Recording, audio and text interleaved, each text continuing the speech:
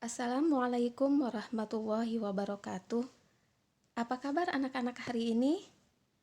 Alhamdulillah, mudah-mudahan semuanya sehat, semuanya masih tetap semangat untuk belajar ya. Anak-anak, hari ini bertemu lagi dengan Bu Pupa. Kita akan belajar masih tema 2, Bahasa Indonesia tentang cara merawat tumbuhan dan hewan. Nih, sebelumnya, marilah kita sama-sama seperti biasa membacakan basmalah agar pembelajaran kali ini mendapatkan berkah dari Allah Subhanahu wa taala. Bismillahirrahmanirrahim. Anak-anak, tujuan pembelajaran kita hari ini nih, satu, supaya anak-anak bisa menjelaskan manfaat beberapa tumbuhan bagi manusia. Yang kedua, dapat menjelaskan cara-cara merawat tumbuhan. Dan yang ketiga, anak-anak juga dapat menjelaskan cara-cara merawat hewan. Nih, kita akan bahas satu persatu ya. Yang pertama, tumbuhan. Tumbuhan merupakan sumber kehidupan bagi makhluk hidup. Nih, kita semuanya pasti memerlukan tumbuhan, ya. Nih, banyak sekali manfaat yang diambil dari tumbuhan bagi manusia, bagi semua makhluk hidup, terutama manusia ya. Setiap bagian pada tumbuhan seperti akar, batang, daun, bunga, dan buah dapat dimanfaatkan oleh manusia dengan berbagai olahan dan disesuaikan dengan kebutuhan manusia. Manfaat tumbuhan dan contohnya. Nih, apa saja ya? Kita akan pelajari bersama-sama. Yang pertama, manfaat tanaman dijadikan sebagai hiasan. Apa saja? Contohnya, kalian tentu di rumah punya ya, di halaman rumah kalian, di depan atau di belakang, tanaman yang dijadikan hiasan. Contohnya, nih, ada bunga mawar. Siapa yang di rumahnya, di depan rumahnya ada bunga mawar? Nah, ini digunakan untuk hiasan. Ada apa lagi? Ada melati. Bunga melati itu dijadikan hiasan. Dua-duanya harum ya, indah terlihat. Kemudian ada lagi bunga anggrek. Nih, bunga anggrek juga dijadikan sebagai hiasan. Dan ada kaktus. Kaktus juga sebagai hiasan. Anak-anak punya ya di rumah, coba punya yang mana nih? Nah, kita lanjutkan manfaat tumbuhan yang selanjutnya. Nah, yang kedua manfaatnya, tanaman dijadikan obat untuk kesehatan ya, atau untuk kesehatan. Nih, siapa yang di halaman rumahnya atau di belakang rumahnya punya tanaman yang bisa dijadikan obat? Apa saja ya contohnya? Nih, lidah buaya. Ada yang punya? Banyak sekali anak-anak manfaatnya lidah buaya itu ya. Bisa untuk kesuburan rambut, bisa untuk menghaluskan kulit, bisa untuk kalau anak-anak ada yang pernah bengkak pipinya terus melembung, kalau kata orang Sunda itu gondongan itu. Nah, itu bisa diobati juga dengan lidah buaya. Atau kita terkena yang panas, api, atau terkena air panas, itu bisa pakai lidah buaya ya. Kemudian ada apa lagi? Ada daun sirih. Nih, ada yang punya daun sirih di halaman rumahnya? Banyak sekali kegunaannya ya, daun sirih ini. Contohnya, nih, bisa untuk obat sariawan. Kalau anak-anak yang suka sariawan, mulutnya perih, nah, bisa anak-anak dengan rebusan daun sirih ya, daun sirih direbus, akhirnya dipakai untuk kumur-kumur. Ada yang suka mimisan, nih, keluar darah dari hidung, itu bisa dengan daun sirih ya, dimasukkan ke hidung itu untuk menghentikan darah yang keluar. Kemudian masih banyak lagi ya manfaatnya daun sirih. Nah, selanjutnya ada kumis kucing. Nih, ini juga tanaman kumis kucing bisa dijadikan juga untuk obat. Ada lagi, masih banyak lagi, ada jahe juga ya. Jahe bisa untuk obat flu ya, mencegah flu dan banyak lagi. Nah, selanjutnya, manfaat yang ketiga, tumbuhan itu bisa dijadikan sebagai pembuat alat-alat rumah tangga. Ya, apa saja contohnya? Nih, contohnya ada rotan. Nih, ada yang di rumahnya punya kursi, meja, atau sekarang biasanya piring yang terbuat dari rotan. Nah, itu dijadikan alat-alat rumah tangga. Bagus kan? Terus ini biasanya anak-anak ya sampai dijual ke luar negeri karena itu kualitasnya, hasilnya bagus ya. Nih, itu rotan. Kemudian bambu. Bambu banyak sekali alat-alat rumah tangga yang dibuat dari bambu. Bisa dibuat dari bambu. Nih, contohnya tempat nasi ya. Tempat nasi, bakul nasi, kata orang Sunda boboko, itu biasanya dari anyaman bambu. Ada juga nih tempat tisu atau tempat-tempat hiasan atau alat-alat rumah tangga yang lain ya. Kemudian nih, yang selanjutnya yang keempat, manfaat dari tumbuhan untuk pencegah erosi atau pengikisan tanah supaya kalau banjir atau kalau musim hujan, tanah tanah itu yang dekat air, tanah yang dekat air tidak tergerus, tidak habis, tidak erosi, tidak terkikis. Maka tanaman ada yang mencegah pengikisan tersebut. Apa saja ya? Nih, kalau di pinggir laut ada di pantai itu ada tanaman bakau. Nih, tanaman bakau ini akar-akarnya banyak dan kuat, itu bisa mencegah erosi atau pengikisan tanah di pantai ya, sehingga tanahnya yang di pinggir pantai itu tidak terbawa terus ke laut oleh ombak, sehingga itu tetap terjaga. Itu bakau ya. Kemudian pinus. Kalau di hutan-hutan itu biasanya pohon pinus, banyak pohon pinus mencegah erosi. Kalau musim hujan, nih air yang mengalir itu bisa diserap oleh akar pinus sehingga tidak menimbulkan longsor, tidak menimbulkan air itu jatuh airnya banyak banjir. Nah, itu mencegah tanahnya, mencegah dari erosi. Makanya kita harus menjaga ya itu. Nah, selanjutnya ini tadi yang keempat ya. Yang selanjutnya, manfaat tumbuhan itu yang paling sering kita gunakan, paling sering kita manfaatkan sebagai bahan makanan. Ya, 4 sehat 5 sempurna juga itu. Nah, hampir semuanya asalnya bahannya dari tumbuhan ya, kecuali susu. Susu itu kan ada yang dari hewan, dari sapi, ada yang dari tumbuhan, dari kacang kedelai ya.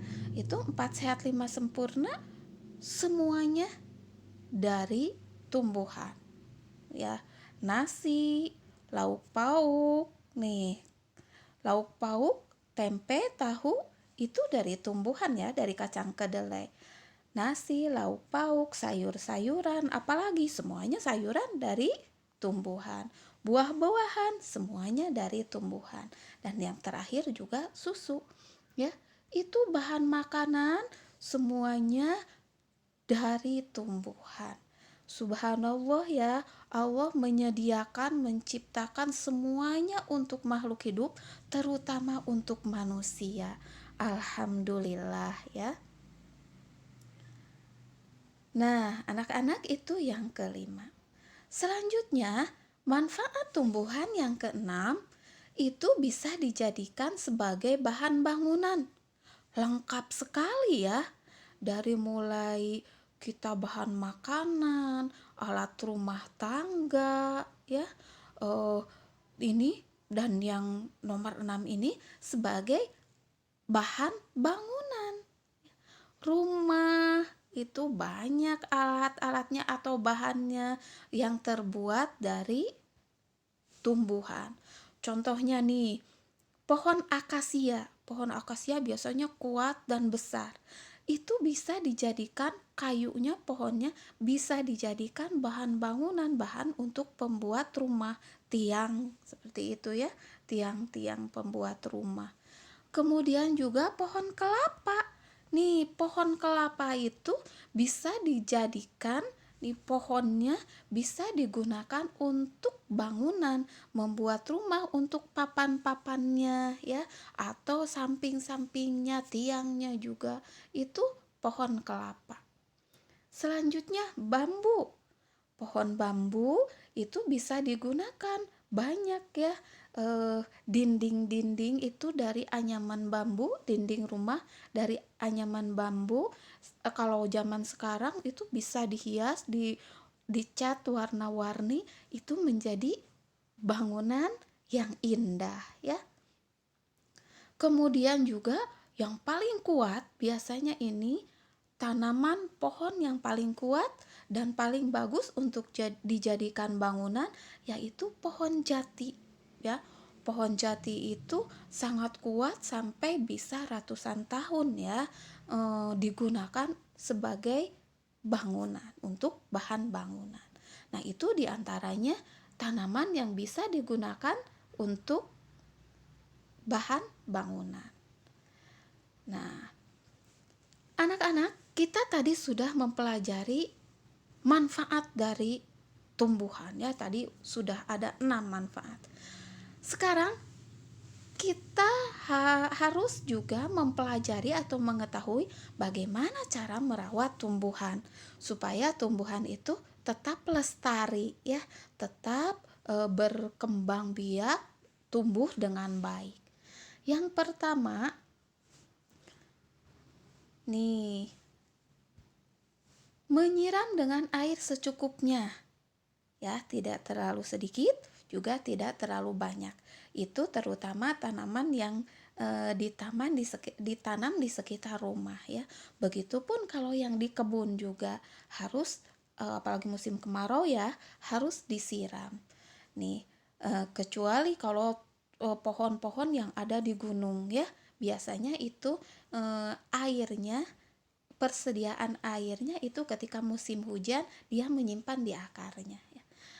Yang selanjutnya, yang kedua, memberikan sinar matahari secara merata ya. Yang tanaman yang kita tanam itu diusahakan terkena sinar matahari yang merata sehingga pertumbuhannya menjadi baik. Yang selanjutnya, cara merawat tumbuhan yang ketiga, memberi pupuk agar tumbuh subur. Nih, biasanya 2 minggu sekali atau seminggu sekali kita beri pupuk supaya tanamannya tumbuh lebih subur. Kalau untuk manusia, mungkin kalau di manusia ini untuk gizinya ya. Yang keempat, menjaga kebersihan sekitar tanaman sehingga pertumbuhannya tidak terganggu. Jadi kalau ada gulma itu tumbuhan tanaman-tanaman di sekitar tanaman kita yang mengganggu.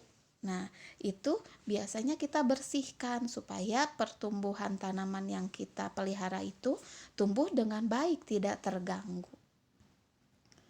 Selanjutnya, membasmi hama penyakit tanaman dengan cara menyemprotkan insektisida. Insektisida itu pembasmi serangga. Biasanya ada serangga-serangga yang memakan tumbuhan. Nah, Supaya tidak dimakan, tidak memakan tumbuhan kita, maka harus disemprotkan dengan pembasmi serangga yaitu insektisida. Kemudian ada juga pestisida, itu untuk membasmi hama. Biasanya ada kutu-kutu gitu ya di tanaman-tanaman itu sehingga tidak tumbuh dengan baik.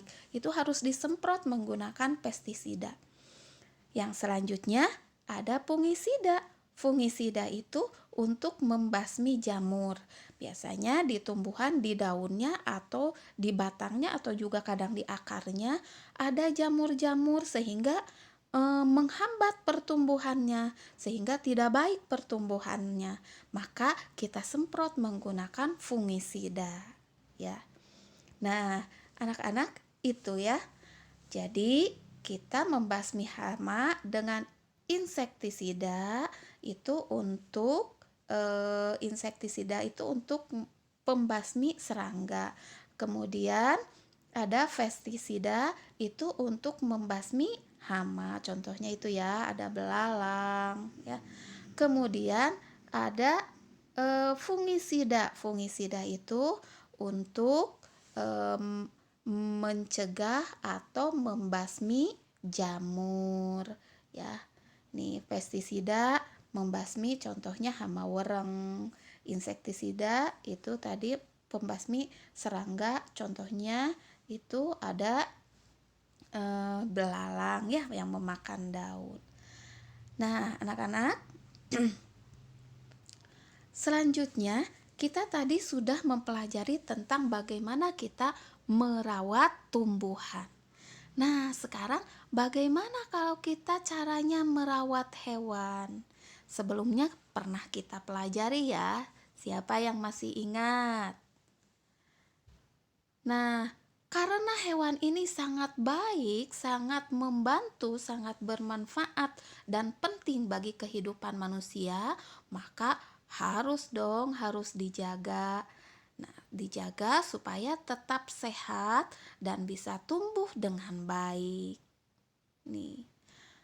Yang pertama, penempatan dan pembuatan kandang disesuaikan. Jauh dari kebisingan, sesuaikan pencahayaan, mudah buang kotoran. Jadi, membuat kandang untuk hewan peliharaan kita itu harus disesuaikan. Jangan dekat dengan tempat yang bising. Contohnya, dekat dengan jalan raya atau dekat dengan pabrik yang membuat bising sehingga terganggu. Kemudian sesuaikan pencahayaan. Jadi membuat kandang jangan di tempat yang gelap, tapi tempat yang lebih terang supaya cahayanya cukup untuk hewan kita. Kemudian mudah buang kotoran. Ya, jangan sampai kotorannya itu membuat sulit untuk dibuangnya sehingga membuat lingkungan tercemar, bau kotoran binatang, bau kotoran hewan. Yang kedua, perhatikan kebersihan dan kondisi kesehatan hewan ya. Kalau hewan yang kita pelihara di rumah biasakan untuk dimandikan, kemudian juga biasanya konsultasikan atau periksa ke dokter hewan secara berkala, baik itu sebulan sekali atau mungkin 2 bulan sekali, supaya hewan kita juga tetap sehat ya dan tetap bersih. Yang ketiga, cara merawat hewan, membersihkan kandang hewan paling lama 2 minggu 1 kali. Nih kandang hewannya biar tidak kotor. Nih contohnya burung ya atau kucing yang kita pelihara supaya tidak bau, kandangnya tidak kotor, maka 2 minggu sekali kita bersihkan supaya tetap nyaman, tetap bersih ya. Nah, yang keempatnya, cara merawat hewan, memberikan makan dan minum yang cukup. Ini penting tentunya ya, supaya mereka tetap hidup dan mereka tetap sehat. Harus diberi makan dan minum yang cukup. Nih. Yang kelima, memberikan kasih sayang. Tentunya hewan juga anak-anak suka kalau kita beri kasih sayang, diberi perhatian. Ya, mereka juga senang dengan hal tersebut sehingga mereka juga akan nyaman, akan sayang kepada tuannya atau kepada orang yang memeliharanya. Nih, itu anak-anak cara memelihara hewan. Hari ini kita sudah mempelajari manfaat tumbuhan, cara memelihara tumbuhan, dan juga cara-cara memelihara hewan. Anak-anak sudah paham? Mudah-mudahan ini bermanfaat ya. Nah, anak-anak untuk selanjutnya, silakan anak-anak baca buku siswanya halaman 128 dengan cermat ya. Kemudian, anak-anak silahkan menjawab pertanyaan dari buku siswa halaman 129. Selamat belajar ya anak-anak. Nih, anak-anak insya Allah minggu depan nih hari Jumat tanggal 11 September kita akan melaksanakan penilaian harian tema 2. Jangan lupa belajar ya. Terima kasih anak-anak untuk pembelajaran hari ini. Tetap semangat ya walaupun belajar di rumah. Terima kasih. Alhamdulillah. Assalamualaikum warahmatullahi wabarakatuh.